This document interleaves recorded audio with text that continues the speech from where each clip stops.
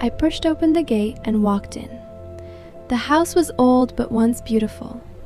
The white paint was peeling, the porch sagged on one side, the flowers in the garden beds had dried up long ago. But the bones of the place were good. I felt that right away. The door opened and a woman in her mid-70s stood there. Small, thin, with eyes that had seen a lot and were tired of pretending they hadn't. Her name was Evelyn. She looked at me for a long moment. Then she said, "Come in, I'll make coffee." We sat at that kitchen table for 2 hours. She didn't ask why I was looking for free housing. I didn't ask why her son had left her alone in this house. Some things don't need to be said out loud. I stayed. The first week I just cleaned and cooked.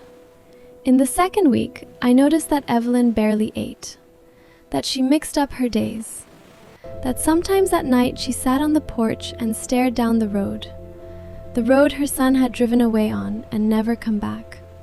I started using what I had learned in prison. I monitored her blood pressure, her nutrition, her medication. Slowly, Evelyn began to come back to life. At first, she just started eating normally. Then one day, she asked me to bring seeds. She wanted to plant flowers.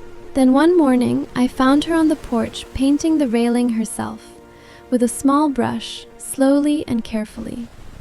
I watched her and thought, this is what happens when you give a person just a little bit of attention. Brian showed up 2 months later. He parked his black pickup at the gate, walked in without knocking, looked around and announced he had found a buyer for the land, that the house would be demolished and a shopping center built in its place, that his mother needed to move to a nursing home. Evelyn sat at the table and said nothing. I could see her hands trembling.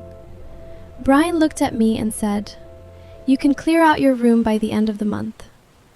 I didn't answer. But that same night, I called Evelyn's lawyer, an old family friend she had mentioned once. He came the next day.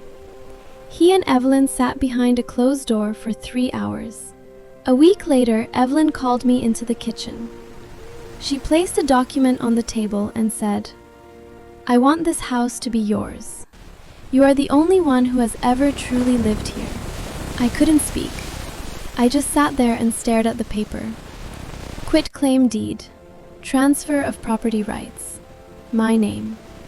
3 more weeks passed. One evening, there was a knock at the door. I opened it, and for a moment I didn't understand what I was seeing.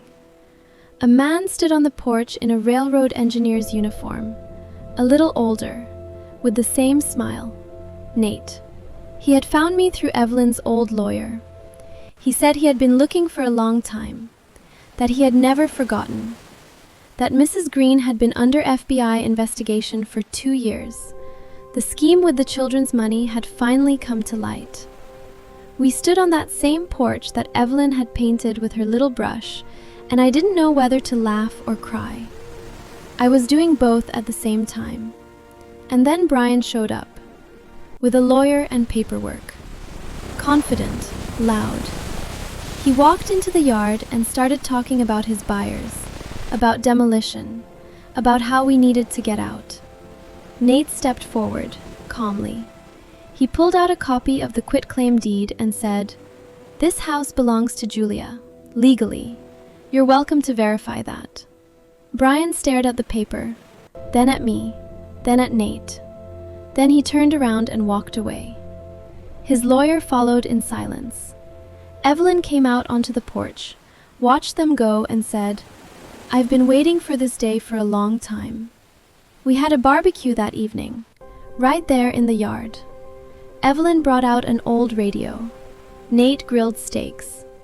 I sat on the steps of that porch and thought, there it is.